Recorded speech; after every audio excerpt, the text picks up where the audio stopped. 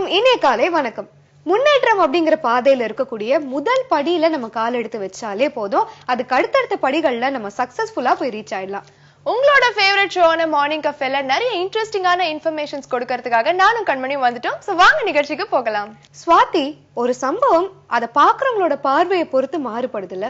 Correct தான் கண்மணி. அதுவும் நம்ம ஊர்ல ஏதாவது ஒரு விஷயம் நடந்துருச்சுன்னா அதுக்கு அகைன்ஸ்டா பேசுறதுக்கு ஒரு கும்பலும் அதை ஆதரவா பேசுறதுக்கு ஒரு கும்பலும் உடனே கிளம்பிடுவாங்களே. சரி, இப்போ அந்த டாபிக் உள்ள நம்ம போக வேண்டாம். நான் கேட்கிற ஒரு சிம்பிளான கேள்விக்கு மட்டும் நீ பதில் சொல்லு. திருடுறது குற்றமா? அஃப்கோர்ஸ் தப்பு தான். பசிக்கு திருடுறது தப்பா? திருடுறது, பொய் சொல்றது எல்லாமே தப்பு தான். ஆனா அதனால ஏதாவது ஒரு நன்மை ஏற்படுது அப்படின்னா அது கரெக்ட் தான், அதுல எதுவும் பிரச்சனை இல்லை அப்படின்னு வள்ளுவர் சொல்லியிருக்காரு. பட் நீ எதுக்காக இது கேட்கறேன்னு எனக்கு புரியலையே. ஒஸ்தெரியாக்கோ அப்படிங்கிற ஒருத்தர் 2011ல இட்டாலியில இருந்து ஒரு சூப்பர் மார்க்கெட்டுக்கு போயிருக்காரு. சூப்பர் மார்க்கெட் போன உடனே அவர் என்ன பண்ணிருக்காரு, $4.5 மதிப்பு இருக்கக்கூடிய 2 சீஸ் ஸ்லைசஸையும் அதுக்கப்புறம் கொஞ்சம் சாஸையும் திருடிக்கிட்டாரு. ஆனா அது 2 தான் திருடி இருக்காரு. அதுக்கப்புறம் பிரெட்டுக்கு மட்டும் பே பண்ணிட்டு சூப்பர் மார்க்கெட்ல இருந்து வெளியே வந்துட்டாரு. ஆனா இது அந்த சூப்பர் மார்க்கெட்ல இருந்த கடைக்காரங்க கண்டுபிடிச்சு போலீஸ்ல போய் கம்ப்ளைண்டே பண்ணிட்டாங்க. $4 போலீஸா? அப்புறம் என்ன ஆச்சு? அப்புறம் என்ன, இவருக்கு 6 மாசம் ஜெயில் தண்டனை கொடுத்துட்டாங்க. அது இல்லாம அபராதம் கட்டணும் அப்படிங்கிற ஒரு தீர்ப்பு வரை கொடுத்துட்டாங்க. அதுக்கப்புறம் உச்ச நீதிமன்றத்துக்கு இந்த கேஸ் போயிருக்கு. அங்க இந்த கேஸை பத்தி பார்த்த அந்த நீதிபதி என்ன தீர்ப்பு கொடுத்திருந்தாருன்னா, பசிக்காக இந்த மாதிரி சின்னதா திருடுறதெல்லாம் குற்றம் கிடையாது, இதுக்கெல்லாம் தண்டனை கொடுக்க கூடாது அப்படிங்கிற ஒரு நல்ல தீர்ப்பை கொடுத்திருக்காரு. கரெக்ட் தான் கண்மணி. ஏன்னா இந்த மாதிரி சட்டத்திட்டத்தை அமலுக்கு கொண்டு வர அரசாங்கம் எல்லா சிட்டிசன்ஸ்க்குமே பேசிக் நீட்ஸ் கொண்டு போய் சேர்க்கணும் அப்படிங்கறதுல அவங்க கண்டிப்பா உஷாரா இருக்கணும். ஏன்னா எல்லா சிட்டிசன்ஸ்க்குமே அவங்களுக்கு தேவைப்படுற பேசிக் நீட்ஸ் போய் சேர்ந்து ஃபுல்ஃபில் ஆயிடுச்சுன்னா அவங்க இந்த மாதிரி தப்பே செய்ய போறது கிடையாதுல்ல. கரெக்ட் தான் ஸ்வாதி. அதனால தான் நம்ம பாரதியாரும் பாத்தீங்கன்னா, தனி ஒருவனுக்கு உணவில்லை எனில் ஜகத்தினை அழித்திடுவோம்னு சொல்லியிருக்காரு. ஸோ நம்ம ஊர்ல மட்டும் இல்லாம உலகத்துல இருக்கக்கூடிய ஒவ்வொரு மக்களுக்குமே எல்லாருக்குமே பேசிக் நீட்ஸ் அப்படிங்கிறது ரொம்ப முக்கியம். அது எல்லாருக்குமே ஃபுல்ஃபில் ஆகணும் அப்படிங்கிற ஒரு தாட்டோட இப்போ நம்ம ஒரு நல்ல யோகாசனம் காத்துட்டு இருக்கு, அதை பார்த்துட்டு வந்துடலாம்.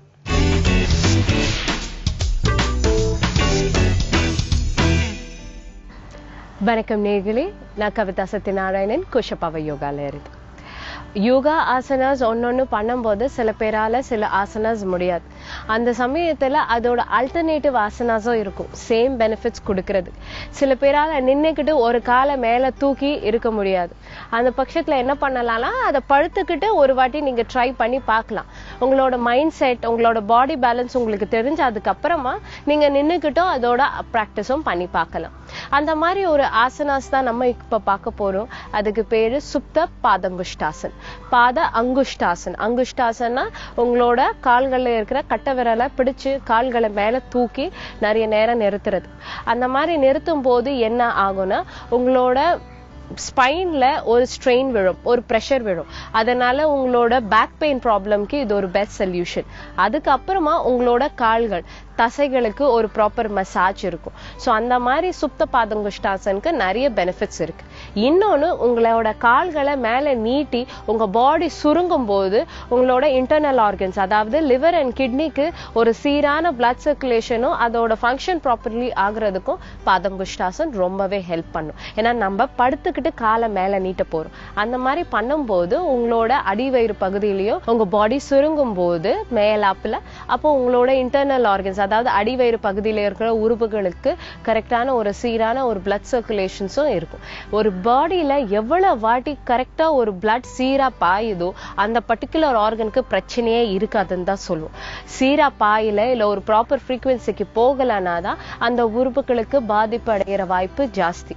அதாவது உங்க முட்டி எஸ்பெஷலி இங்க பிளட் சர்க்குலேஷன், தண்ணியோட ஸ்ட்ரென்த் கரெக்டா ஃப்ளோ ஆகாத பட்சத்துலதான் முட்டி வலி நிறையவே இருக்கு. இந்த மாதிரி முட்டி வலி எடுக்கிறது, இடுப்பு வலி எதுக்கு எடுக்குதுன்னா, அங்க கரெக்டான ஒரு பிளட் சர்க்குலேஷன் இல்ல, ஒரு ப்ராப்பர் எக்ஸசைஸ் இல்ல, மூவ்மெண்ட் நிறைய இருந்துட்டே இருக்கணும். மூவ்மெண்ட் இல்லைன்னா தான் பிரச்சனையே அங்க வாய்ப்பு இருக்கு. ஸோ இப்போ நம்ம சுப்த பாதங்குஷ்டாசன் எப்படி பண்ணலான்ட்டு பார்க்கலாம். உங்களோட மேட் லென்த்துக்கு ஸ்ட்ரெயிட்டா நீங்க படுத்துக்கோங்க. படுத்ததுக்கு அப்புறமா மெதுவா உங்க ரைட் காலை தூக்கி முன்னாடி இழுத்து பின்னாடி ரிலீஸ் பண்ணுங்க. மறுபடியும் ஒரு வாட்டி ரைட் காலை முன்னாடி நீட்டுங்க, கொஞ்சமா ரிலீஸ் பண்ணுங்க. இப்போ லெஃப்ட் காலை மெதுவா தூக்கி ரிலீஸ் பண்ணுங்க. மறுபடியும் முன்னாடி இழுத்து ரிலீஸ் பண்ணுங்க. இந்த மாதிரி பண்ணதுக்கு அப்புறமா சுப்த பாதங்குஷ்டாசன் எப்படி பண்ணலான்னு பார்க்கலாம். ரைட் காலை ஃபர்ஸ்ட் ஃபோல்ட் பண்ணி வச்சுக்கோங்க. ஃபோல்ட் பண்ணி வச்சதுக்கு அப்புறமா உங்களோட ஆள்காட்டி விரல் அண்ட் மிடில் ஃபிங்கரை வச்சு கால்ல இருக்கிற கட்டை விரலை பிடிச்சுக்கோங்க. மெதுவா தூக்க பாருங்க. எனக்கு லென்த் முடியலன்னா, இவ்வளவுதான் பிகினர்ஸால முடியுதுன்னா அந்த பொசிஷன்ல இருந்து மூச்சு உள்ள வெளியேன்னு வாங்க பாருங்க. உங்களால முடிஞ்சுன்னா உங்க கால் ஸ்ட்ரைட்டா போகும், முட்டி வளையாது, இந்த மாதிரி ஸ்ட்ரைட்டா இருக்கணும். மூச்சு உள்ள வெளியே அண்ட் ஸ்லோவா நீங்க ரிலீஸ் பண்ணிக்கலாம். இந்த மாதிரி பண்ணும்போது என்னால நிறைய நேரம் இந்த கட்டை விரலை பிடிச்சுக்கிட்டு இழுக்க முடியல, ஆனா எனக்கு பிராக்டிஸ் பண்ணணும்னு நினைச்சீங்கன்னா உங்களோட ஆங்கிள், அதாவது கால் கொலுசு போடுற இடம் இருக்கு இல்லையா, அதை இப்படி பிடிச்சுக்கிட்டு ஸ்ட்ரைட் பண்ணி பிடிச்சுக்கிட்டு பாருங்கள. மூச்சு உள்ள வெளியே, மூச்சு உள்ள வெளியே அண்ட் மெதுவா உங்க கால்களை நீங்க ரிலீஸ் பண்ணிக்கலாம். மெதுவா காலை கீழே இறக்கி ரிலீஸ் பண்ணுங்க. இப்படி டக்குன்னு போடாதீங்க. போடும்போது உங்களோட ஹீல்ல வலி ஏற்படும். ஸோ அது உங்களுக்கு நல்லதுக்கு இல்லை. பைபோஸ்னால லெஃப்ட் சைட்லயும் பண்றது ரொம்பவே அவசியம். இப்ப மெதுவா உங்க லெஃப்ட் காலை எடுத்து உங்களோட லெஃப்ட் கையை வச்சு உள் பக்கமா வச்சு உங்க 2 விரலை வச்சு கட்டை விரல்ல பிடிச்சு தூக்குங்க. மெதுவா தூக்குங்க. மெதுவா தூக்கும் போது இங்க வலி ஏற்படும். தூக்கும் போது வலி ஏற்பட்டுச்சுன்னா வெயிட் பண்ணி ரிலாக்ஸ் பண்ணுங்க. அப்புறமா மெதுவா நீங்க தூக்கலாம். இன்கேஸ் உங்களால தூக்க முடியலன்னா உங்களோட ஆங்கிள வச்சு மெதுவா தூக்குறதுக்கு ட்ரை பண்ணுங்க. இந்த மாதிரி தூக்கி நிறுத்தி மூச்சு உள்ள வெளியே, வலிக்கும் போது ரிலாக்ஸ் பண்ணிக்கிங்களா, இல்லைன்னா மூச்சு உள்ள வெளியே மெதுவா கால்களை கீழே இறக்கிடலாம் அண்ட் ரிலாக்ஸ் பண்ணிக்கலாம். மெதுவா மேல வந்துடலாம் ஸ்லோவா. நம்ம இப்போ சுப்த பாதங்குஷ்டாசன் பார்த்தோம். இந்த மாதிரி ஆசனாஸ் பண்ணும்போது நிறைய இடத்துல வலி ஏற்படும். வலி எங்கெல்லாம் ஏற்படும், அதாவது உங்களோட தொட பகுதியில தான் ஜாஸ்தி வலி ஏற்படும் அண்ட் முட்டியில ஏற்படும், காஃப் மசில்ல ஏற்படும். நாள்பட அந்த வலி போயிடும். ஆனா உங்களுக்கு அந்த பெர்ஃபெக்ஷன் கிடைக்கும். அங்க சீரான பிளட் ஃபோர்ஸ் இருக்கும்போது பிரச்சனையே வராது. ஸோ இன்னைக்கு நீங்க சுப்த பாதங்குஷ்டாசன் பார்த்தீங்க. நாளைக்கு இன்னொரு ஆசனாவோட நான் உங்களை சந்திக்கிறேன்.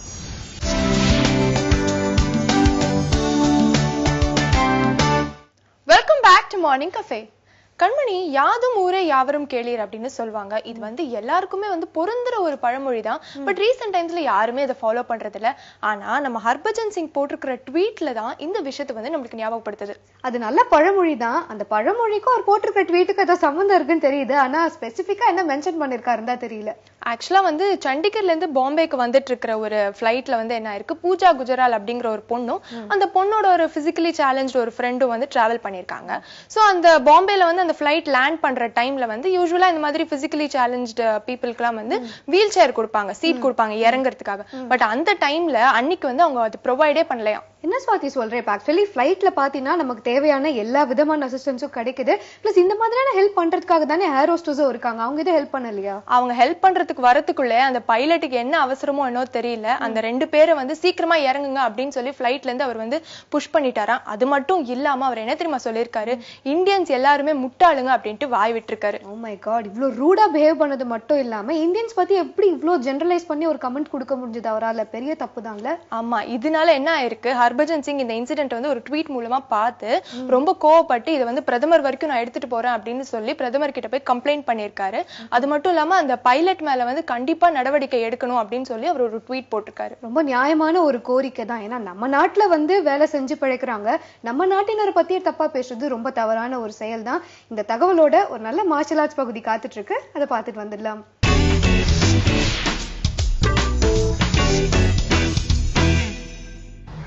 வணக்கம், நான் உங்கள் Karthika Govindarajan from Chinese Black Tiger Kung Fu Association. Self defence ரொம்ப இம்பார்ட்டண்ட்டான ஒரு விஷயம், எல்லாருமே கற்றுக்க வேண்டிய ஒரு விஷயம். நம்ம கடந்த சில நாட்களில் நிறைய செல்ஃப் டிஃபென்ஸ் டெக்னிக்ஸ் ஒன்றா சேர்ந்து கற்றுட்டு இருக்கோம். அதை கண்டிப்பாக நீங்கள் ப்ராக்டிஸ் பண்ணிட்டு இருக்கீங்கன்னு நம்புறேன். எந்த ஒரு விஷயத்தையும் ரிப்பீட்டடாக பண்ணும்போது தான் அது உங்களுக்கு ஒரு ரியலைசேஷன் வந்து நீங்களே வந்துட்டு அதை ரிஃப்ளெக்ஸாக பண்ண ஆரம்பிப்பீங்க. ஸோ கொடுக்குற டெக்னிக்ஸ்லாம் கண்டிப்பாக நல்லா ப்ராக்டிஸ் பண்ணுங்க. ஃபார் கைடன்ஸ் நீங்கள் Blossom Tigers எங்கள் ஃபேஸ்புக் பேஜில் பண்ணலாம், எங்களுக்காக காண்டாக்ட் பண்ணலாம். ஸோ இன்னைக்கு என் கூட சில டெக்னிக்ஸை பார்க்கறதுக்கு எந்த மாதிரி சுச்சுவேஷன்ஸ்லாம் நம்ம லேடிஸ் இல்லை ஜென்ட்ஸ் ஓவரால் எல்லாருமே எந்த மாதிரி சுச்சுவேஷன்ஸ்லாம் ஃபேஸ் பண்ணுறோம். இப்போ ஃபார் எக்ஸாம்பிள் வந்து நம்ம ஜஸ்ட் நார்மலாக நடந்து போயிட்டு இருக்கோம், நம்ம ஹேண்டை ஸ்நாச் பண்ணுவாங்க, இல்லை நெக்கை கிராப் பண்ணுவாங்க, நம்மளுக்கு இப்போ அட்டாக் பண்ண ட்ரை பண்ணுறாங்க. Like for example pick pocket அடிக்க வராங்க அப்படின்னா அப்போலாம் வந்துட்டு நம்ம நெக்கை வந்து திடீர்னு பிடிச்சி இல்ல பின்னாடில இருந்து அட்டாக் பண்ணி இந்த மாதிரி நிறைய சிச்சுவேஷன்ஸ் வந்து நம்ம வந்து சினிமால பார்த்திருப்போம். அதே மாதிரி ரியல் லைஃப்லயுமே வந்துட்டு நிறைய சிச்சுவேஷன்ஸ் வந்து இந்த மாதிரி தான் வரும். ஏன்னா ஒரு பாடி அப்படின்னு சொல்லிட்டு பாத்தீங்கன்னா ஃப்ரண்ட்ல இருந்து பேக்ல இருந்து இல்ல சைட்ல இருந்து தான் அட்டாக் பண்ண முடியும். ஸோ இன்னைக்கு நெக்லாம் கிராப் பண்ணா எப்படி வந்து நம்ம ப்ரொடெக்ட் பண்ணிக்கிறது அப்படின்னு சொல்லிட்டு நம்ம இன்னைக்கு பார்க்கலாம். இன்னைக்கு என் கூட டெமோ பண்றதுக்கு என்னோட பார்ட்னர் ஐஸ்வர்யா இருக்காங்க. Welcome to the show Aishwarya. So இன்னைக்கு நெக் கிராப் பண்ணும்போது எப்படியெல்லாம் நம்ம ப்ரொடெக்ட் பண்ணிக்கலாம் அப்படின்னு சொல்லிட்டு பார்க்கலாம். ஸோ நெக் கிராப் பண்றவங்க எப்படி வருவாங்க? கிராப் பண்ணிக்காமீங்க. செம்ம டைட்டா பிடிச்சிருக்காங்க, என்னால பேசவே முடியல. கொஞ்சம் ரிலீஸ் பண்ணுங்க, லூஸ் பண்ணுங்க.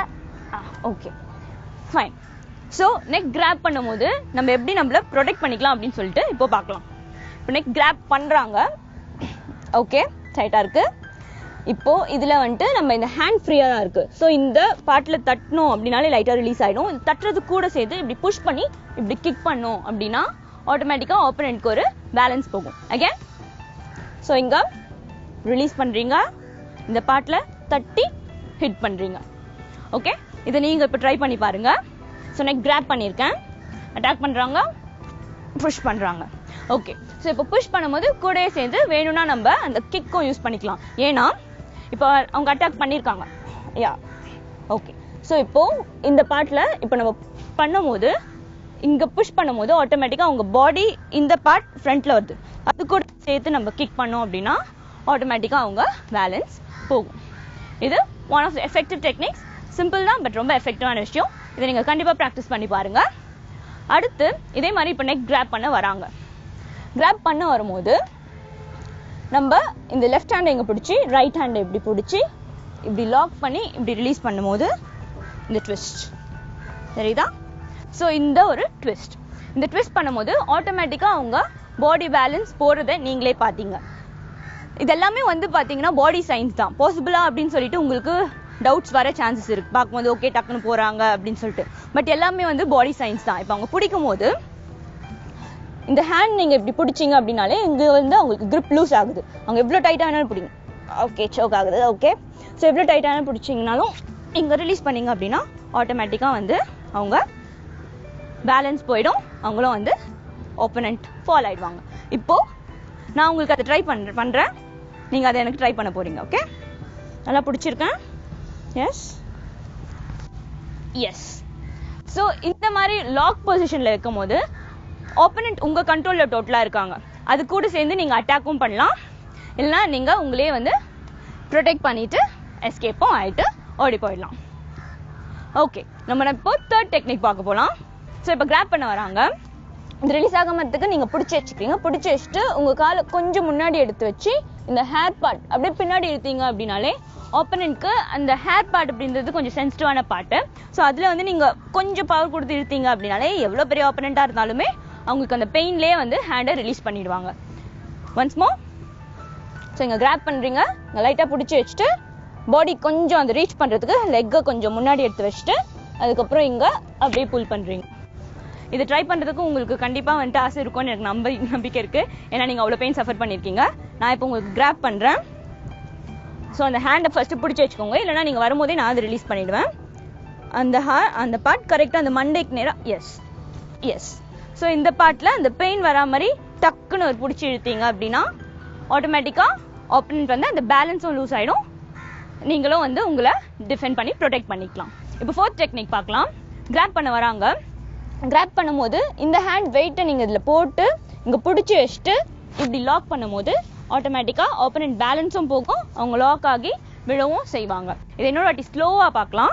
நல்லா கிராப் பண்ணுங்க டைட்டா. எஸ். ஸோ இங்க ஹேண்ட் டைட்டா போட்டு இந்த ஹேண்ட் பிடிச்சி வச்சுட்டு இப்படி லாக் பண்ணும்போது ஆட்டோமேட்டிக்கா ஆப்போனன்ட்டோட பேலன்ஸ் அங்க போயிட்டு அவங்க விழுவாங்க. ஸோ இதுதான் வந்துட்டு இன்னொரு எஃபெக்டிவான சிம்பிளான எஃபெக்டிவான டெக்னிக். ஜஸ்ட் நீங்க உங்க ஹேண்ட் வச்சு எப்படி உங்களை ப்ரொடெக்ட் பண்ணிக்கலாம் அப்படின்னு சொல்லிட்டு இதுல நீங்க பாத்தீங்க. ஸோ இன்னைக்கு 4 டெக்னிக்ஸ் நெக் கிராப் பண்ண வந்தா அந்த மாதிரி ஒரு டஃப்பான கிரிட்டிக்கலான சிச்சுவேஷன்ல எப்படி உங்களே வந்து நீங்க சேஃப் கார்ட் பண்ணிக்கலாம் அப்படின்னு சொல்லிட்டு பாத்தீங்க. இன்னும் சில டெக்னிக்ஸோட நெக்ஸ்ட் எபிசோட்ல உங்களை பார்க்கலாம். நன்றி, வணக்கம்.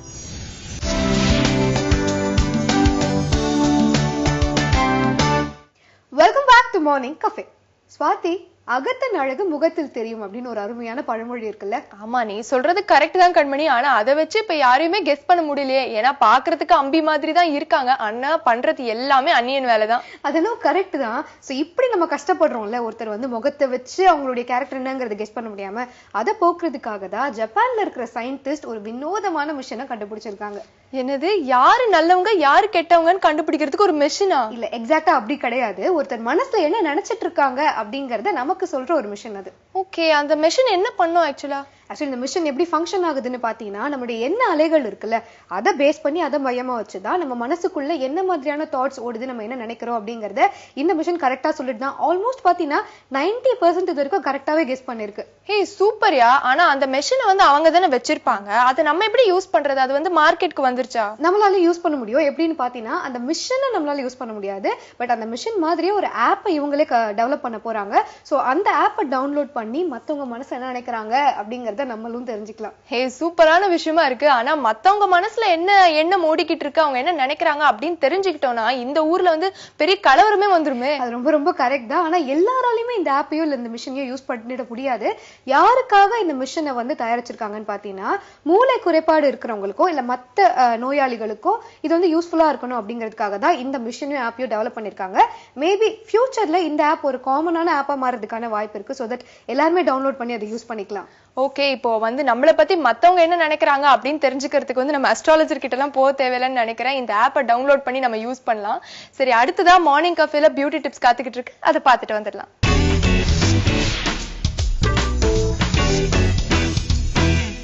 Very good morning. இன்றைக்கி நம்ம பேச போகிற டாபிக் வந்து dealing with sensitive skin. So நிறைய பேருக்கு பார்த்தீங்கன்னா வந்து the skin will be very சென்சிட்டிவ்ங்க. அந்த கம்ப்ளைண்ட் வந்து என்னென்னா, நான் என்ன போட்டாலும் ஃபேஸில் எனக்கு ஒத்துக்க மாட்டேங்குது டாக்டர், உடனே சென்சிட்டிவ் ஆயிடுது அப்படின்ட்டு நிறைய பேர் வந்து கம்ப்ளைண்ட் பண்ணுவாங்க. ஸோ இது வந்து நம்ம ரெண்டாக பிரிச்சுக்கலாம். அதாவது people who are born with sensitive skin, அதாவது அவங்களுக்கு தன்மையே அப்படி தான் ஸ்கின் ஃப்ரம் த பிகினிங் அப்படிங்கிறவங்க. ரெண்டாவது அவங்களே வந்து அந்த சென்சிட்டிவ் ஸ்கின்னை உருவாக்கிக்கிறவங்க. அது என்னன்றது நான் அப்புறம் எக்ஸ்பிளைன் பண்ணுறேன். ஸோ யாருக்கு வந்து இந்த தன்மையோட, அதாவது ஃப்ரம் த பிகினிங்கே வந்து சென்சிட்டிவ் ஸ்கின் இருக்கிறவங்க யார்?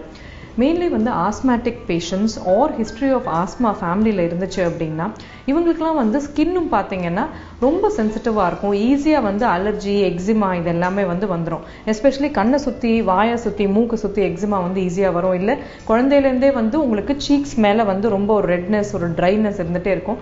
They will have dry skin all through out the life. இந்த மாதிரி இருக்கிறவங்களுக்கு தான் நம்ம ஏட்டோபிக் அப்படின்னு ஒரு பேர் கொடுக்குறோம். ஏட்டோபிக் டெர்மடைட்டிஸ் இல்லை சென்சிட்டிவ் ஸ்கின் அப்படிங்கிற ஒரு பேர் கொடுக்குறோம். ஸோ இது தவிர வந்து யார் அப்படின்னு பார்த்தீங்கன்னா, சம் பீப்புள் ஹாவ் ஒரு ரெட்னஸ், அதாவது இந்த ஏரியா ஆஃப் த ஃபேஸ் பார்த்தீங்கன்னா ரொம்ப ரெட்டாக இருக்கும். எஸ்பெஷலி ரொம்ப ஃபேராக இருக்கிறவங்க பார்த்தீங்கன்னா இந்த ஏரியா இங்கே வெயிலில் போனாங்கன்னாலோ இல்லைன்னா வந்து ஒரு காரமாக ஏதாவது சாப்பிட்டாங்க, இல்லைன்னா வந்து ஏதோ கொஞ்சம் இமோஷனல் ஆனாங்கன்னா உடனே ஃபுல்லாக இந்த பகுதி ஃபுல்லாகவே செவந்து போயிடும். இவங்களுக்கு ரொசேஷியா அப்படிங்கிற ஒரு இஷ்யூ இருக்கும் உங்களுக்கு. அதாவது இங்கே இருக்கிற ரத்த குழாய், இந்த சீக்ஸில், இந்த சென்ட்ரல் போர்ஷன் ஆஃப் த ஃபேஸில் இருக்கிற ரத்த குழாயெல்லாம் ஈஸியாக வந்து உங்களுக்கு ரத்தம் அதிகமாக அந்த இடத்துல கசைய ஆரம்பிச்சிடும். ஏதாவது ஒரு இமோஷன் இருந்தால் கூட they will get very red in the face. இது வந்து ரொசேஷியா அப்படின்னு சொல்லுவாங்க. ஸோ இந்த ரெண்டு கேட்டகரி ஆஃப் பீப்புளுமே பார்த்தீங்கன்னா they are born with sensitive skin. அவங்களால சட்டுன்னு எந்த ஒரு ப்ராடக்ட்டும் யூஸ் பண்ண முடியாது. they can't easily choose cosmetics. இதெல்லாம் வந்து இந்த இஷ்யூஸ் இருக்கும். யார் வந்து இந்த ஜெனட்டிக் தன்மை இருக்கிறவங்கள விட்டுருவோம் நம்ம. அடுத்தது வந்து சென்சிட்டிவ் ஸ்கின்னை உருவாக்கிக்கிறவங்க. இவங்க யாருன்னு பார்த்தீங்கன்னா எக்ஸஸ் காஸ்மெட்டிக்ஸ் யூஸ் பண்ணுவாங்க. எக்ஸஸாக வந்து உங்களுக்கு ஃபேஸில் வந்து நிறைய ட்ரீட்மெண்ட்ஸை ட்ரை பண்ணுறவங்க, இதை பண்ணுறேன் அதை பண்ணுறேன்னுட்டு வீட்டில் இருக்கிறதும் சரி வாங்கி போடுறதும் சரி நிறைய அடுக்கி வச்சுருப்பாங்க ஃபுல்லாக. And they will keep trying new things. இந்த வருஷத்தில் எப்படி வந்து ஃபேஸ் டேமேஜ் ஆகுதுன்னு பார்க்கலாம் நம்ம. So if suppose you using new things இல்லையா, இப்போ வந்து சில பேர் என்ன பண்ணுவாங்க, என்னெல்லாம் what are the things that make your face ஒரு ஸ்கின் வெரி சென்சிட்டிவ் அப்படின்னு பார்த்தீங்கன்னா, எக்ஸஸாக வந்து வாஷ் பண்ணுவாங்க. ஃபேஸை வாஷ் பண்ணிக்கிட்டே இருப்பாங்க. அது அவங்களுக்கு ஒரு அப்சசிவ் கம்பல்சிவ் டிசார்டர் மாதிரி ஆயிரும். கொஞ்சம் எண்ணெய் வடிஞ்சாலே இமீடியட்டாக ஃபேஸ் வாஷ் பண்ணிடுவாங்க. ஸோ இந்த மாதிரி மக்கள், நிறைய சோப் யூஸ் பண்ணுறவங்க, இதில் என்ன ஆகுது, உங்களுக்கு ஃபேஸில் இருக்கிற மாய்ஸ்சர் கண்டென்ட்லாம் போய் ஸ்கின் வந்து ரொம்ப சென்சிட்டிவ் ஆக ஆரம்பிச்சிடும். செகண்ட்லி வந்து எக்ஸ்ஃபோலியேஷன் பண்ணுறேன் அப்படின்னு சொல்லிட்டு இந்த கரக்கரன்னு ஏதாவது வீட்லேயே வந்து ப்ரிப்பேர் பண்ணி வச்சுருப்பாங்க. எனக்கு கடலை மாவு அது இதுன்ட்டு எல்லாத்தையும் போட்டு ஒரு கலவை ஒன்று ப்ரிப்பேர் பண்ணி வச்சுருப்பாங்க. அப்படி இல்லைன்னா வந்து தேவோட பாட்ஸம் எக்ஸ்ஃபோலியேட்டிங் க்ரீம், இது வந்து ஒரு ஆல்மோஸ்ட் எவ்ரிடே உட்காந்து ஃபேஸை போட்டு தேய்ச்சிட்டு இருப்பாங்க. நான் எப்படியாவது ஃபேர் ஆயிட போகிறேன் டாக்டர் அப்படின்னு சொல்லிட்டே பண்ணுறவங்களும் இருக்காங்க. ஸோ அந்த மாதிரி வந்து ரொம்ப அதிகமாக ஸ்கின்னு வந்து எவ்ரி டைம் நம்ம அந்த எக்ஸ்ஃபோலியேஷன், அதாவது அந்த அந்த கரக்கரன்னு ஏதாவது ஒரு ரஃப் மெட்டீரியலை போட்டு தேய்க்கும் போது அந்த ஸ்கின்ல சின்ன மைன்யூட் கிராக்ஸ் வரும். இந்த கிராக்ஸ் வழியா உங்களுக்கு மாய்ஸ்சரும் எஸ்கேப் ஆயிடும். ரெண்டாவது பாத்தீங்கன்னா ஸ்கின் டேமேஜும் ஆகிட்டே இருக்கும். ஸோ இது ரொம்ப அதிகமா எக்ஸ்ஃபோலியேஷன் அப்படிங்கிறது ஒரு நார்மல் ஸ்கின் டைப்ல ஒன்ஸ் அ வீக் பண்ணா போதும். இதுக்கு மேல ரொம்ப எக்ஸசிவா பண்ணும்போது நம்ம ஸ்கின் வந்து டேமேஜ் தான் ஆகுது. ஸோ இந்த மாதிரி பண்றவங்களும் இருக்காங்க. தேர்ட் வந்து என்னன்னு பாத்தீங்கன்னா நிறைய ப்ராடக்ட்ஸ் ட்ரை பண்றவங்க, அதாவது வந்து ஒரு ஃபேஸ் வாஷ் தனியா, அது தவிர வந்து ஒரு நைட் கிரீம் தனியா, அதுக்கப்புறம் டே கிரீம் தனியா, ஈவினிங் கிரீம் தனியா, இல்லைன்னா வந்து யாராவது ஃப்ரெண்ட்ஸ் கொடுத்துருப்பாங்க அதை ட்ரை பண்றேன்னு ட்ரை பண்ணுவாங்க. See, what you should remember is always keep your regimen. உங்க ஃபேஸ் ஸ்கின் கேர் ரெஜிமென்ங்கிறது சிம்பிளா இருக்கணும். ஜஸ்ட் a few things இருந்தாலே போதும் உங்களுக்கு. இதுக்கு மேல வந்து நிறைய திங்ஸ் ட்ரை பண்றேன், கண்டினியூஸா ப்ராடக்ட்ஸ் சேஞ்ச் பண்ணிட்டே இருக்கேங்கும் போது each product will have a certain ஒரு காம்பனன்ட் இருக்கும், அது இரிட்டேஷன் பொட்டன்ஷியலோட இருக்கிறது உண்டு. ஸோ நிறைய ப்ராடக்ட் ட்ரை பண்ணும்போது அதோட இருக்கிற கான்ஸ்டிடியூஷனல் ப்ராடக்ட்ஸ் வந்து எல்லாம் மிக்ஸ் ஆகி உங்களுக்கு டெஃபினட்டா இரிட்டேஷன் தான் கொடுக்கும் உங்களுக்கு. ஸோ இந்த மாதிரி இருக்கிறவங்களும் இருக்காங்க. இது தவிர வந்து ஓல்டர் ஏஜ் வர இல்லையா, ஆஸ் வி கோ ஓல்டர் இந்த ஆன்டி ஏஜிங் கிரீம்ஸ் ட்ரை பண்றேன் அப்படின்னு சொல்லிட்டு, இதான் யங்கர் ஏஜ்ல ஃபேர்னஸ் கிரீம்ஸ், ஓல்டர் ஏஜ்ல ஆன்டி ஏஜிங் கிரீம். இந்த ஆன்டி ஏஜிங் கிரீம்ஸ்ல எல்லாத்துலயுமே ரெட்டினால் டிஹைட் அப்படிங்கிற ப்ராடக்ட் இருக்கும், ஆன்டி ஏஜிங் ப்ராடக்ட். இதையும் போடுவாங்க. அது தவிர லைட்டனிங் ப்ராடக்ட்டும் காலையில போடுறேன்னு போடுவாங்க, எக்ஸ்ஃபோலியேஷனும் பண்ணுவாங்க, பார்லர்ஸ்ல போய் நான் ஃபேஷியல் பண்ணிக்கிறேன்னு பண்ணுவாங்க. ஸோ எல்லாத்தையும் சேர்ந்து பண்ணும்போது you're overloading your skin with too many things. This can also cause a very sensitive skin. So இது எல்லாமே வந்து we are creating our own situation where you're causing a sensitive skin. Especially நம்ம வந்து இருக்கிற part of a country is a very hot part of the country. Sun exposureங்கிறது it's a daily risk for us இல்லையா. So sunscreen exposure அப்படிங்கிற ஒரு கான்செப்டே இல்லாத இருக்கும்போது அதுவுமே வந்து it will add to skin damage. சரி, இதெல்லாம் பண்ணிட்டோம். இப்போ ஸ்கின் ரொம்ப டேமேஜ் ஆயிடுச்சு, உங்களுக்கு எது போட்டாலும் எரியுது, மூஞ்சி வாஷ் பண்ணா எரியுது, இல்லைன்னா வந்து சும்மா தொட்டாலே ட்ரைனஸ் இருக்கு, இல்லைன்னா ஒரு மாதிரி ஒரு ஃபிளேக்கிங்கோட இருக்கு ஃபேஸ் அப்படிங்கும்போது what can you do? Number 1, என்ன ப்ரிவென்ஷன் பண்ணலாம்? Always use a sunscreen. எப்பவுமே சொல்றேன் நான், depending on your skin type, if you have dry skin use a cream based sunscreen ஒரு lotion based sunscreen. If you have very oily skin use a gel based sunscreen. சன்ஸ்கிரீனுங்கிறது கண்டிப்பா பண்ண வேண்டியது. Secondly வந்து என்னன்னு பார்த்தீங்கன்னா உங்களோட கிளென்சர், அதாவது யூஸ் பண்ற soap. See, a cleanser or a soap is an alkali. Generally வந்து most of the market products are alkaline. அந்த pH balance வந்து ரொம்ப alkaline போச்சுன்னா நம்ம ஸ்கின்னோட pH வந்து acidic 5.5. ஸோ இதோட மேட்ச் ஆகிற மாதிரி தான் உங்கள் கிளென்சர் இருக்கணுமே தவிர ரொம்ப ஆல்கலைன், அதாவது 7, 8 போச்சுன்னா அது இரிட்டேட் பண்ண ஆரம்பிச்சிடும் ஃபேஸில். So if you have sensitive skin use a soap free cleanser. இது பேர் சிண்டெட் அப்படின்னு சொல்லுவோம், or it's called a synthetic detergent அப்படின்னு சொல்றது. It will be a pH balanced cleanser and that is advisable for people with sensitive skin.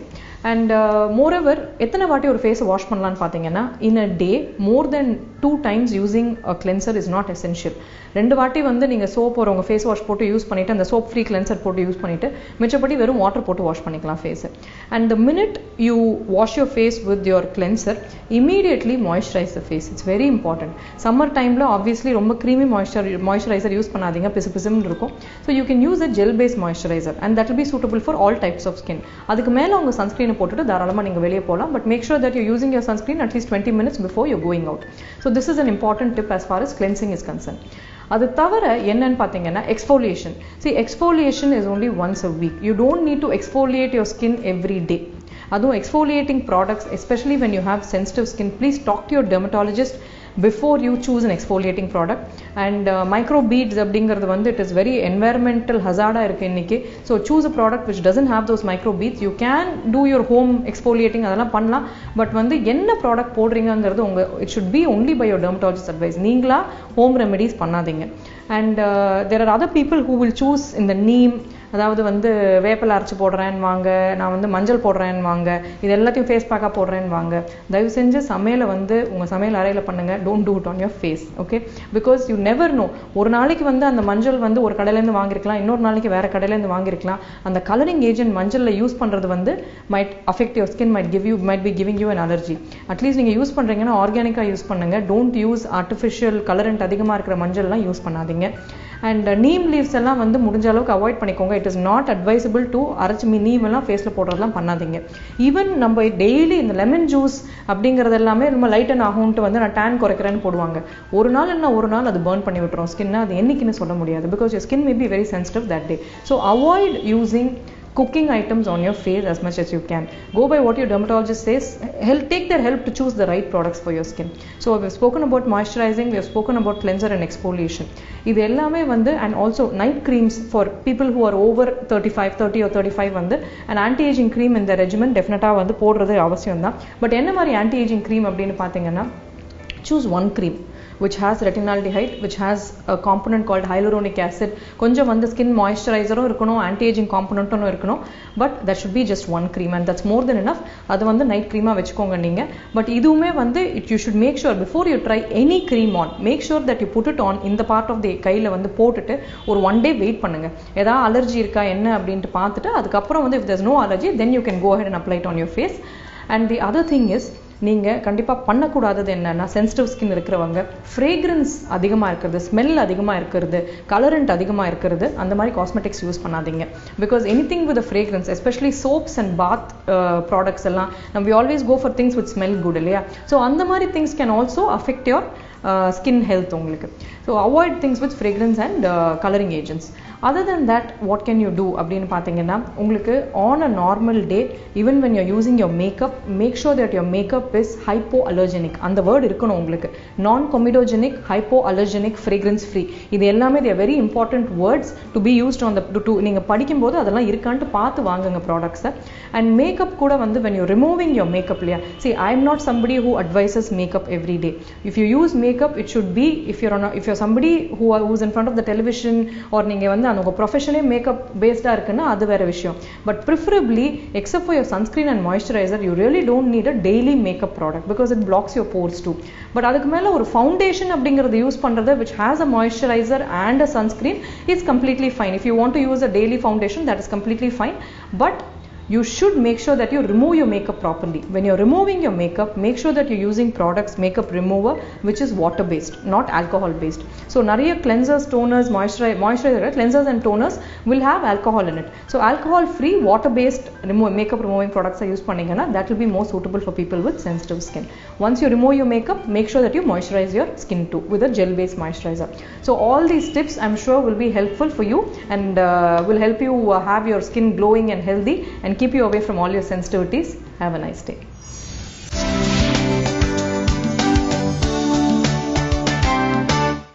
Welcome back to Morning Cafe. கண்மணி, சாப்பாடு செஞ்சு நிறைய பேர் ஃபேமஸ் ஆயிருக்காங்க. ஆனா சாப்பாடு சாப்பிட்டு ஃபேமஸ் ஆன ஒருத்தரை பத்தி நீ கேள்விப்பட்டிருக்கியா? சாப்பாடு சாப்பிட்டு ஃபேமஸ் ஆகுறதுனா அப்படி நிறைய சாப்பாடு சாப்பிடுவாங்க. அந்த படத்துல கூட சூரிய நிறைய பரோட்டா சாப்பிட்டு ஃபேமஸ் ஆயிடுவாரு, அதுதானே? அப்படி இல்ல கண்மணி, இவர் சாப்பிடுறத விட இவர் சாப்பிடுற மெனு தான் ரொம்ப ரொம்ப ஃபேமஸ். ஒரு புதுமையான மெனு தான் வந்து இவர் ஃபாலோ பண்ணிக்கிட்டு இருக்காரு. புதுமையான மெனு ஃபாலோ பண்றாருன்னா புதுமையான டிஷ்ஷஸ் அதுல இருக்கும், கரெக்டா? அதெல்லாம் இல்ல கண்மணி, அவர் ஃபாலோ பண்ற மெனு என்ன பார்த்தீங்கன்னா, ஆலமரத்தோட இலைகள், மரக்கட்டைகள், அப்புறம் வந்து ரோஸ்வுட் இலைகள், மரக்கட்டைகள், இலை தழைகள், இதெல்லாம் தான் அவர் சாப்பிட்டுட்டு இருக்காராம். இது இலை தழைலாம் சாப்பிட்டுட்டு இருக்காரா? கிட்டத்தட்ட இது கேட்கும் போது சாலட் மாதிரி தான் இருக்கு. ஆனா எதனால இந்த மாதிரி டிஃபரெண்டான டயட்லாம் ஃபாலோ பண்றாரு? ஆக்சுவலா பாகிஸ்தானை சேர்ந்த மெஹமூத் பட் அப்படிங்கிறவர் தான் இந்த வந்து மெனுவை ஃபாலோ பண்ணிக்கிட்டு இருக்காரு. இவருக்கு வந்து இப்ப 50 வயசு ஆகுது. 25 வருஷமா வந்து இந்த மெனுவை தான் அவர் ஃபாலோ பண்ணிக்கிட்டு இருக்காரு. இதுல ஒரு ஸ்பெஷலான விஷயம் என்னன்னா, இது வரைக்கும் ஒரு ஹாஸ்பிட்டல் பக்கமே போனது இல்லையா. ரொம்ப வித்தியாசமான மனிதரா தான் இருக்காரு. அங்கங்க அவன்ல வச்ச சாப்பாடு ஒத்துக்கல, ஃபுட் பாய்சன் ஆயிடுச்சுன்னு ஓடிட்டு இருக்கான். இவர் என்னன்னா ஆலமரத்தோட இலையெல்லாம் சாப்பிட்டுட்டு ஆரோக்கியமா இருக்கேன்னு பேட்டி வேற கொடுத்துட்டு இருக்காரு. எதனால இவ்வளவு வித்தியாசமான ஒரு ஃபுட் ஸ்டைல் வந்து இவர் ஃபாலோ பண்ணிட்டு இருக்காரு? ஆக்சுவலா வந்து சின்ன வயசுல அவருக்கு வேலையே கிடைக்கலையா, ரொம்ப கஷ்டப்பட்டிருக்காரு சாப்பாட்டுக்கெல்லாம். சோ அந்த டைம்ல தான் இந்த மாதிரியான ஃபுட் ஹேபிட்ஸ் எல்லாம் வந்து அவர் பழக்கப்படுத்திக்கிட்டாரு. பட் இப்போ வந்து ஒரு நாளைக்கு 600 ரூபாய் அவர் சம்பாதிக்கிறாராம். ஆனா கூட வந்து இவ்வளோ 25 வருஷமா வந்து பழகிட்டு இருந்த இந்த பழக்கத்தை வந்து மாத்திக்கவே முடியல அப்படின்னு சொல்லிட்டு இதே ஃபுட் ஹேபிட்ஸ் வந்து ஃபாலோ பண்ணிக்கிட்டு இருக்காரு. ஆனா எனக்கு என்னவோ இவர் சாப்பிடுற ஃபுட்டை பத்தி கேள்விப்படும் போது நம்மளை விட பெட்டரான ஹெல்தியான ஃபுட் தான் அவர் சாப்பிட்டு இருக்காருன்னு எனக்கு தோணுது. கிட்டத்தட்ட ஆர்கானிக் ஃபுட் மாதிரி தானே இதுவும். இந்த வித்தியாசமான டயட் பத்தி கேள்விப்பட்டுட்டோம். அதை தொடர்ந்து ஒரு நல்ல காஸ்டியூம் கலெக்ஷன்ஸ் காத்துட்டு இருக்கு, அதை பார்த்துட்டு வந்துடலாம்.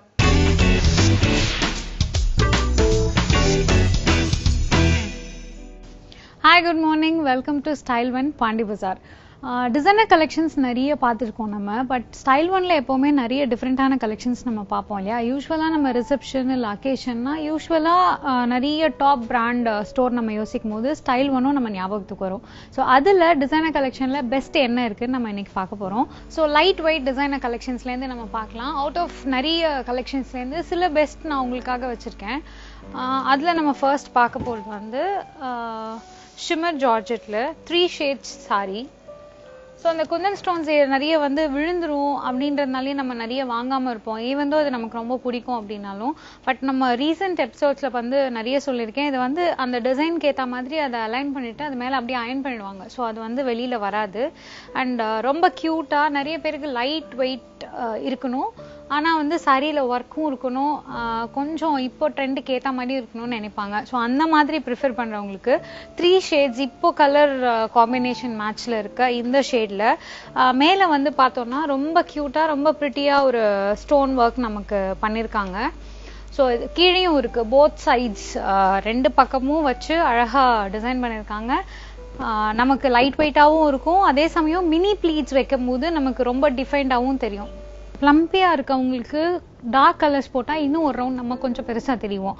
So mostly light colours R இந்த மாதிரி பார்ட்டிஷிங் த கலர்ஸ், அதாவது இது ஒரு அளவுக்கு பிரைட்டான கலர், அதுலேருந்து ஸ்லோ டவுன் ஆகி லைட் கலர் போய் அதுக்கப்புறம் டார்க் ஆகுது. ஸோ இந்த மாதிரி போடும்போது கொஞ்சம் டாலாகவும் கொஞ்சம் ஸ்லிம்மாகவும் தெரியும். ஸோ கலர் ஷேட்ல அப்படி ஒரு விஷயம் இருக்கு. அண்ட் இவங்களுடைய ஒர்க்ல நம்ம வந்து பார்த்தோம்னா இது வந்து இந்த சாரியோட பல்லு. பட் பல்லுவோடைய எட்ஜ் வந்து இந்த மாதிரி ஃபுல்லி டிசைன்டா இருக்கும் நமக்கு. ஸோ ப்ளீட்ஸ் வச்சாலும் நல்லா இருக்கும், ஃப்ளோட்டிங்ல விட்டாலும் நல்லா இருக்கும். அண்ட் இந்த டிசைன் மோஸ்ட்லி எல்லாம் குத்துற மாதிரி இருக்கும், அதனால கூட நம்ம யோசிச்சு நிறைய டைம் எடுக்காம இருப்போம். அந்த மாதிரி இல்லாம இருக்கிறதுக்கு உள்ள ஒரு ஃபாயில் ஃபினிஷ் இருக்கு நமக்கு இதுல. ஸோ பிரிட்டியா இருக்கு. சம்டைம்ஸ் இந்த ப்ளீட் நம்மள ஃபோல்ட் இப்படி வந்தா கூட அசிங்கமா தெரியாது, ரொம்ப பிரிட்டியா இருக்கு. ஷிம்மர் ஜார்ஜெட் இஸ் நத்திங், இதுல கொஞ்சம் ஜிட்ரியா இருக்கும் பாக்குறதுக்கு. இது வந்து நார்மல் ஃபினிஷ்ல இருக்குல்ல, ஸோ இந்த மாதிரி இல்லாம இந்த மாதிரி கொஞ்சம் கிளிட்டரியா இருக்கும் finish. So that is why it's. So இதுலயே கொஞ்சம் கிராண்ட் ஒர்க் பிடிக்காம இருக்கவங்க, கொஞ்சமா ஒர்க் இருந்தா போதும் அப்படின்னு நினைக்கிறவங்க இந்த மாதிரி எம்ப்ராய்டரி கைண்ட் ஆஃப் சாரீஸ்க்கு போகலாம். அதுல பார்டர்ல மட்டும் ஹாஃப் பீட் ஒர்க் பண்ணிருக்காங்க. அண்ட் இங்க வந்து ஃப்ளவர்ல மட்டும் ஒரு ஸ்டோன் வச்சிருக்காங்க, ஃபுல்லி எம்ப்ராய்டர்ட். ஆல்மோஸ்ட் சிக்கன் கறி ஒர்க் மாதிரி இருக்கு பாக்குறதுக்கு, ரொம்ப பிரிட்டியா இருக்கு. ஸோ இதோடைய பல்லு வந்து இப்படி இருக்கு. ஸோ சூப்பராக இருக்கு கலர் அண்ட் ஃபினிஷ் ரெண்டுமே. அண்ட் இந்த ஹாஃப் பீட் ஒர்க் வந்து பார்த்தா தான் ஹாஃப் பீட் மாதிரி இருக்கு, இல்லைன்னா இது ஒரு அட்டாச்டு கோல்டு பார்டர் மாதிரி இருக்கு. இந்த மாதிரி ஃபினிஷிங் உள்ள சாரி, லைட் வெயிட் சாரி எடுத்தோம்னா ப்ளீட்ஸ் வைக்கும்போது ரொம்ப அழகா இருக்கும். கொஞ்சம் குண்டா இருக்கவங்க இந்த மாதிரி மெட்டீரியல், இந்த மாதிரி ஒர்க்ல போனா ரொம்பவே பிரிட்டியா இருப்பாங்க. அது லுக் ஸ்லிம் பார்க்கறதுக்கு. So with attached blouse and sorry ஃபுல்லா ஒர்க் இப்படி இருக்கு, செம பிரிட்டியா இருக்குல்ல. எம்ப்ராய்டரி நிறைய எம்ப்ராய்டரி இருக்கு, நம்ம எப்படி செலக்ட் பண்றோமோ அதை பொறுத்து தான் சாரியோடைய ஃபினிஷிங் வெளியில வந்து அழகா தெரியும். ஸோ இட்ஸ் நாட் நம்ம வந்து ஒரு 10,000 7,000 கொடுத்து எடுக்கிறது பெரிய விஷயம் இல்லை. அந்த எம்ப்ராய்டரி அந்த ஒர்க் பார்த்து எடுத்தாதான் it look more grand. So அதுலயே டப்பேட்டா சில்க்ல வந்து ஒரு சாரி பார்க்குறோம், பேட்ச் ஒர்க் அண்ட் அட்டாச்டு பார்டரோட. இந்த சாரி வந்து பார்த்தோம்னா கீழே அந்த ஒர்க் பண்ணிருக்க இடம் மட்டும் நமக்கு ஹெவியா இருக்கு, மற்றபடி சாரி வந்து இப்படிதான் இருக்கும். மோஸ்ட்லி லேங்காஸ் அண்ட் சாரி இப்போ வந்து நிறைய டப்பேட்டால வர ரீசன் வந்து இது வந்து நல்ல கிராண்ட் ஃபினிஷ் கொடுக்கும். இப்போ இந்த லைட்ல பாத்தீங்கன்னா ஆல்மோஸ்ட் இது எப்படி ஷேட் தெரியுது, ஒரு மாதிரி ஜிட்ரியா இருக்குல்ல. ஸோ அந்த மாதிரி ஒரு ரிச் லுக்காக தான் மோஸ்ட்லி இதுல வந்து நிறைய டிசைனர் கலெக்ஷன்ஸ் வருது. ஸோ இதில் maroon and candy pink and orange contrast border கொடுத்துருக்காங்க நமக்கு. ஸோ இது வந்து பாட்டம் சைடு, இது வந்து டாப் சைடு. டாப் சைடு எவ்வளோ பிரிட்டியாக இருக்குல்ல. ஸோ யூஸ்வலாக எப்படி இருக்கும்னா இந்த ஃப்ளவர் போர்ஷன் இருக்காது நமக்கு, லீஃப் போர்ஷன். ஸோ இதில் வந்து இந்த லீஃப் போர்ஷனும் இதில் அப்படியே வச்சு அட்டாச் பண்ணிருக்காங்க. இது வந்து இது அட்டாச்சு பார்டர் தான் அது. ஸோ இதுலேயே வந்து பல்லு அண்ட் பிளவுஸ் அட்டாச்சாக இருக்கு. இது கீழே பார்த்தீங்கன்னா ஃபுல்லாக பீடு, மேலே கீழே அந்த பாட்டம் போர்ஷனில் பார்த்தீங்கன்னா pearl and gold bead finish இருக்கு. இப்போ வந்து கொஞ்சம் நம்ம சாரியோட ப்ளீட்டை இறக்கி போடுறோம்ல டிசைனர் பிளவுஸ்க்காக. ஸோ அந்த மாதிரி பிளவுஸ் ஸ்டிச் பண்ணால் இந்த மாதிரி போடும்போது கொஞ்சம் ஆக்வர்டாக தெரியாமல் இருக்கும் நமக்கு. ஸோ அந்த மாதிரி ரெண்டு சைடுமே அப்படி ஒரு ஃபினிஷிங் கொடுத்துருக்காங்க. அண்ட் ஆல்மோஸ்ட் டிசைனர் ரேஞ்சஸ் வந்து இவங்க கிட்ட பார்த்தீங்கன்னா 4, 6 அந்த மாதிரி ரேஞ்ச்லேருந்தே இருக்கு இவங்க கிட்ட. இந்த சாரியோடைய ரேட் வந்து 5,995.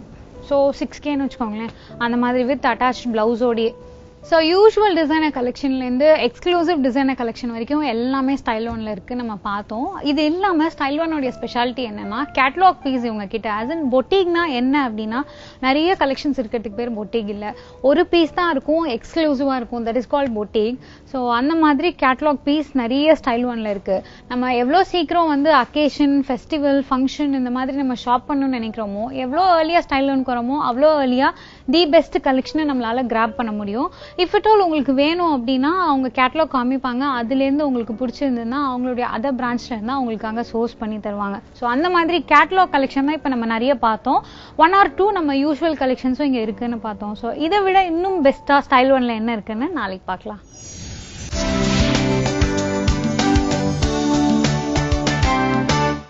Welcome back to morning cafe. Swathi, நேற்று பீச்சுக்கு போயிருந்தேன். அங்க இந்த கைரேகை ஜோசியம் இருக்குல்ல, அது பாத்துட்டு இருந்தாங்க. என்ன கண்மணி திடீர்னு கைரேகை ஜோசியத்துல இறங்கிட்டியா? ஐயோ, நான் எனக்கு பாத்துக்கல ஸ்வாதி. இந்த கைரேகை ஜோசியம் பார்த்த உடனே மாஸ்டர் கார்டு நிறுவனம் இருக்காங்கல்ல, அவங்க வந்து சவுத் ஆப்பிரிக்கால கொண்டு வந்திருக்கிற புது மெத்தட் எனக்கு ஞாபகம் வந்துச்சு. அதை ஷேர் பண்ணிக்கலாமே நான் அங்க இருந்து ஆரம்பிச்சேன். மாஸ்டர் கார்டு நிறுவனம் என்ன பண்ணாங்க இப்போ? அதாவது இப்ப நம்ம ஏடிஎம் போய் நம்மளோட டெபிட் கார்டு யூஸ் பண்ணி காசு எடுக்கணும்னா என்ன பண்ணணும், நம்மளுடைய பின் நம்பர் என்டர் பண்ணாதான் நம்மளால காசு எடுக்க முடியும். ஆனா பின் நம்பர் என்டர் பண்ணாம நம்மளுடைய ஃபிங்கர் பிரிண்டை யூஸ் பண்ணி எப்படி நம்ம காசு எடுக்கலாம் அப்படிங்கிற ஒரு மெத்தட் அவங்க புதுசா உருவாக்கி இருக்காங்க. சூப்பரான டெக்னிக்கா இருக்கு. இதனால வந்து நம்ம பின் நம்பரை கூட ஞாபகம் வச்சுக்க வேண்டிய அவசியம் இல்ல. அது மட்டும் இல்லாம யாராவது பின் நம்பர் தெரிஞ்சிருமோ, லீக் ஆயிடுமோ அப்படிங்கிற ஒரு பயமும் வேணாம். டைரக்டா ஏடிஎம் போனோமா, ஃபிங்கர் பிரிண்ட் வச்சோமா, காசு எடுத்தோமான்னு இருக்கலாம் இல்லையா? ரொம்ப நல்ல கண்டுபிடிப்பு தான் அது. ஆனா சவுத் ஆப்பிரிக்கால தானே வந்திருக்கு. இப்போ வரைக்கும் நம்ம ஊர்ல கைரேகையை பயன்படுத்தி ஜோசியம் தானே பாத்துக்கிட்டு இருக்கோம். அட என்ன கண்மணி இப்படி சொல்ற? அவங்க இப்பதான் வந்து கைரேகை வச்சு டெஸ்டே பண்றாங்க. பட் நம்ம வந்து கைரேகை வச்சு நம்மளோட காசை வந்து கடையில வந்து டெபிட் பண்ற அளவுக்கு வளர்ந்துருக்கோம் தெரியுமா? என்ன சொல்ற நீ? கடையில போய் ஷாப்பிங் பண்ணிட்டு ஃபிங்கர் பிரிண்ட் வச்சு பே பண்ணலாம்னு சொல்றியா? இரு, நான் உனக்கு ஃபுல் டீடைல்ஸ் சொல்றேன். அதாவது ஐடிஎஃப்சி ஆதார் பே அப்படிங்கிற ஒரு ஸ்கீமை வந்து இப்ப ரீசென்ட் டைம்ல இன்ட்ரோடியூஸ் பண்ணிருக்காங்க.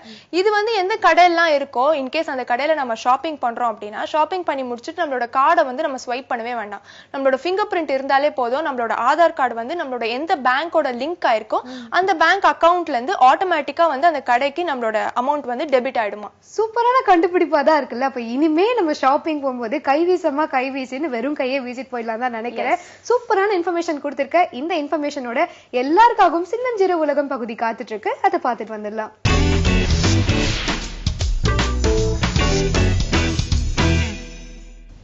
வணக்கம் நேர்களே. டீனேஜ் பற்றி கிட்டத்தட்ட நம்ம 2 நாளாக பேசிகிட்டு இருக்கோம். இன்றைக்கி நம்ம டீனேஜோட அடுத்த பகுதிக்கு போகலாம். இந்த ஏஜில் பார்த்தீங்கன்னா அவங்களுக்கு வந்து கெரியர் என்ன மாதிரி ஒரு படிப்புக்கு போகணும், எந்த காலேஜில் படிக்கணும், அவங்களோட கெரியர் சாய்ஸஸ் எப்படி இருக்கணும் அப்படின்றதுக்கு நம்ம சூஸ் பண்ணணும். 2வது விஷயம் எக்ஸாம்ஸுக்கு படிக்கிறது.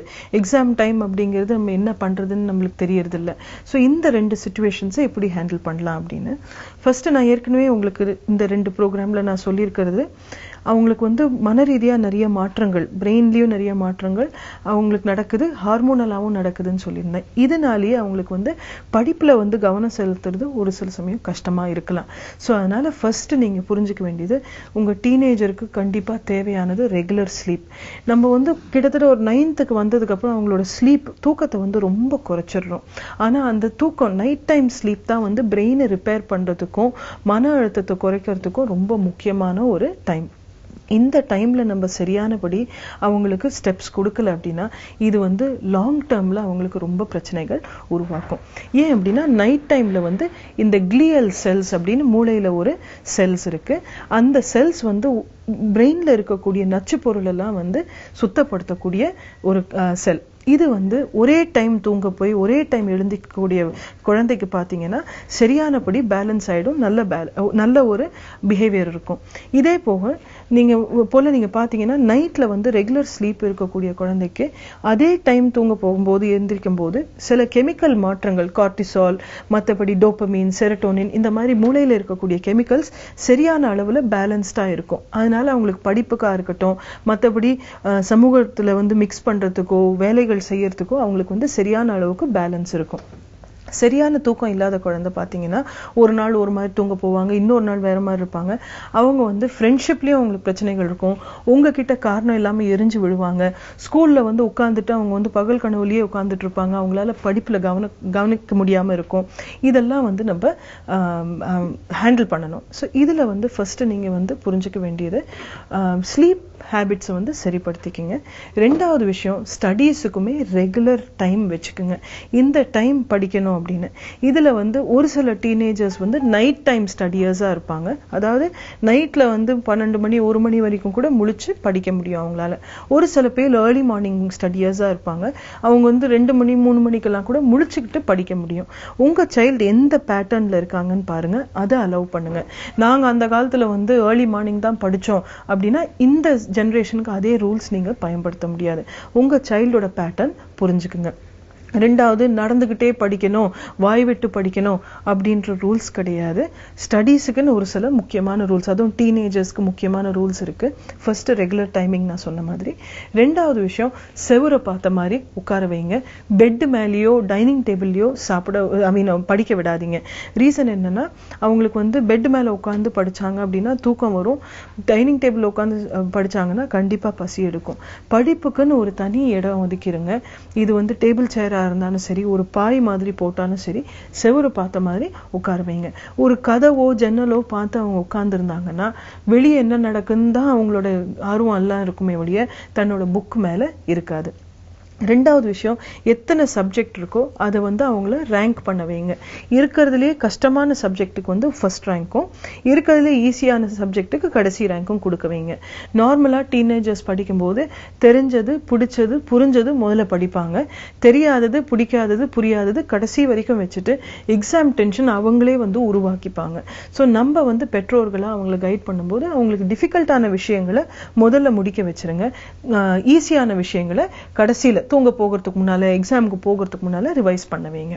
இது தினமும் வந்து ஒரே ஹேபிட் மெயின்டைன் பண்ணாங்கன்னா எக்ஸாமுக்கு முன்னால நிறைய போர்ஷன்ஸ் வந்து படிக்கிறது தேவை இருக்காது. இங்க பெற்றோர்களுக்கு நான் ஒரு சின்ன சஜஷனும் கொடுக்குறேன். நிறைய நம்ம என்ன நினைக்கிறோம்னா, ஸ்கூல்லையும் படிக்கணும், டியூஷனுக்கும் போகணும், என்ட்ரன்ஸ் கோச்சிங்க்கு போகணும், இது போக வந்து எக்ஸ்ட்ராவும் வந்து மேத்ஸ்ல சரியில்லை சயின்ஸ்ல சரியில்லைன்னு சொல்லி எக்ஸ்ட்ராவும் நம்ம பண்ணணும் அப்படின்னா ஃபுல் டே ஒரே வேலையை பிரெயின் செஞ்சுட்டு இருந்தது அப்படின்னா அதால கண்டிப்பா நல்லா பெர்ஃபார்ம் பண்ண முடியாது. பிரெயினுக்கு பேலன்ஸ் அப்படிங்கிறது கண்டிப்பா தேவை இருக்கும். பிரெயினுக்கு வந்து பிரெயின் பிரேக்ஸ் அப்படிங்கிறது நம்ம கண்டிப்பா கொடுக்கணும். இந்த படிக்கிறதுக்கு நடுவில் அந்த பிரேக்கோ பேலன்ஸோ கொடுக்கல அப்படின்னா குழந்தை படிச்சதை அவங்களால திரும்ப வந்து எக்ஸாம்ல ரீகால் பண்ண முடியாது. எப்படி நம்ம வந்து அந்த காலத்துல வந்து தேஞ்சு போன ரெக்கார்டுன்னு ஒரு வார்த்தை சொல்லுவாங்க. ஏன் அப்படின்னா ஒரு ரெக்கார்டை வந்து திரும்ப திரும்ப பிளே பண்ணும்போது அந்த பகுதி வந்து தேஞ்சு போயிடும், அது வந்து திரும்ப பாடாது. அதே போல படிக்கும்போது ஒரே விஷயத்தை அவங்க வந்து அந்த படிக்கிற ஏஜ்ல திரும்ப திரும்ப திரும்ப அந்த மாதிரியே செஞ்சாங்கன்னா அவங்களால வந்து அதை வந்து பியூட்டிஃபுல்லா யூஸ் பண்ண முடியாது. எக்ஸாமுக்கு அவங்க நிறைய ஒர்க் பண்ணியிருப்பாங்களே வெளியே அவங்களுக்கு வந்து அதுல இருந்து மார்க்ஸ் அவங்களால ஸ்கோர் பண்ண முடியாது. 15 நிமிஷம் படிக்கிறது 2 நிமிஷம் பிரேக், 15 நிமிஷம் படிக்கிறது 2 நிமிஷம் பிரேக், இந்த மாதிரி கொடுத்தீங்கன்னா அந்த குழந்தை வந்து பகல் கனவுக்குள்ள போகாது. நார்மலா என்ன ஆகும், 3 மணி நேரம் நீ இங்கேயே உட்காந்து படிக்கணும்னு நம்ம ஃபோர்ஸ் பண்ணிடுறோம். அந்த குழந்தை புக்கை திறந்துட்டு நல்லா பகல் கனவு 3 மணி நேரம் பார்த்துட்டு திரும்ப வரும்போது அவன் படிச்சேன் என்ன படிச்சா தெரியாது. ஸோ இந்த ஹேபிட் வராம இருக்கிறதுக்கு நீங்க வந்து 15 நிமிஷம் ஸ்டடியும் 2 மினிட்ஸ் பிரேக்கும் நீங்க கொடுத்தீங்கன்னா அந்த குழந்தை வந்து இன்னும் இன்ட்ரெஸ்டிங்கா படிப்பாங்க. மோஸ்ட் இம்பார்ட்டன்ட், அவங்க மார்க் உங்ககிட்ட எடுத்துட்டு வரும்போது அவங்கள கேவலப்படுத்தாதீங்க. நீங்க தயவு செஞ்சு புரிஞ்சுக்க வேண்டிய ஒரு விஷயம், வேணும்னு எந்த குழந்தையும் மார்க் கம்மியா வாங்காது. ஒரு புரிஞ்சுக்கல தெரியல இல்ல மன அழுத்தம் இருந்ததுன்னு தான் அவங்களுக்கு வந்து மார்க்ஸ் கம்மியாகும். நம்மளும் ப்ரெஷர் போட்டுட்டே இருந்தோம் அப்படின்னா சரி நீயா நானான்னு சொல்லி அவங்க வந்து ஒரு சண்டைக்குள்ள இறங்கிடுவாங்க. நான் வேணும்னு கம்மியா மார்க் வாங்குறேன், நீ என்ன பண்ற பார்க்கலாம் அப்படின்ற லெவலுக்கு போயிடுவாங்க. இந்த மாதிரி ஒரு போராட்டத்துக்குள்ள போகாதீங்க. அவங்க மார்க்ஸ் எடுத்துட்டு வரும்போது அந்த ஆன்சர் ஷீட்டை பாருங்க. 1 மார்க்ல மிஸ் பண்றாங்க, 5 மார்க்ஸ்ல மிஸ் பண்றாங்க, எந்த ஏரியால உங்க குழந்தை ஸ்ட்ரகிள் பண்ணுதோ அதை எப்படி இம்ப்ரூவ் பண்ணிக்கலாம் நீங்களே வந்து உட்கார்ந்து குழந்தையோட டீனேஜரோட டிஸ்கஸ் பண்ணலாம். உங்களுக்கு தெரியலன்னா ஒரு ப்ரொஃபஷனல் ஹெல்ப் கூட நீங்க எடுத்துக்கலாம். ஆன்லைன்ல பாத்தீங்கன்னா மைண்ட் மேப்பிங் அப்படின்ற டெக்னிக்ஸ் எல்லாம் கூட இருக்கு. இதெல்லாம் கூட நீங்க உங்க சைல்டோட சஜஸ்ட் பண்ணலாம். நீங்க வந்து அவங்கள கைட் பண்ணலாம். நீங்க சப்போர்ட் பண்றீங்க அப்படின்னு தெரிஞ்சாலே உங்க டீனேஜர் வந்து தனக்கு பயமோ மன அழுத்தமோ இருந்தா உங்ககிட்ட வந்து ரெஸ்பான்ஸ் கொடுப்பாங்க. இல்லைன்னா இது வந்து வெறுப்பா மாறிடும். வேணும்னு எக்ஸாம் டைம்ல பங்க் அடிச்சுட்டு வெளியே போகிறது, உங்ககிட்ட வந்து எதிர்த்து சண்டை போடுறது, இதெல்லாம் வந்து கொஞ்சம் அதிகமாயிடும். டீனேஜ் டைம்ல நம்மளோட சப்போர்ட் வந்து சைல்டுக்கு கண்டிப்பா அதிகமா தேவை இருக்கு. இந்த சப்போர்ட்டை நம்ம சரியானபடி கொடுக்கல அப்படின்னா குழந்தை வந்து ரொம்ப கஷ்டப்படும். ஏன்னா அவங்களுக்கு மற்றபடியும் கம்யூனிட்டியில நிறைய மன அழுத்தம் இருக்கு, வன்முறை இருக்கு. நம்மளும் அதுல ஒரு பர்சன் ஆயிட்டோம் அப்படின்னா அவங்களுக்கு லாங் டேர்ம்ல வந்து சொல்யூஷன்ஸ் இல்லாம போயிடும். மீண்டும் நாளைக்கு சந்திக்கலாம் நேயர்களே. நன்றி, வணக்கம். இன்னைக்கு நம்ம மார்னிங் கஃபேல பார்த்த எல்லா இன்ஃபர்மேஷன்ஸும் உங்களுக்கு ரொம்பவே உபயோகமானதா இருந்திருக்கும்னு நாங்க நம்புறோம். அதெல்லாம் உங்களோட மட்டும் வச்சுக்காம உங்க ஃப்ரெண்ட்ஸ் அண்ட் ரிலேட்டிவ்ஸோட நீங்களும் ஷேர் பண்ணிக்கோங்க. இதே மாதிரி நிறைய இன்ட்ரெஸ்டிங்கான இன்ஃபர்மேஷனோட அடுத்த மார்னிங் கஃபே நிகழ்ச்சியில் உங்களை சந்திக்கிறோம். அதுவரை உங்களிடமிருந்து விடைபெறுவது சுவாதிஷ்டா மற்றும் கண்மணி. இது உங்கள் மார்னிங் கஃபே.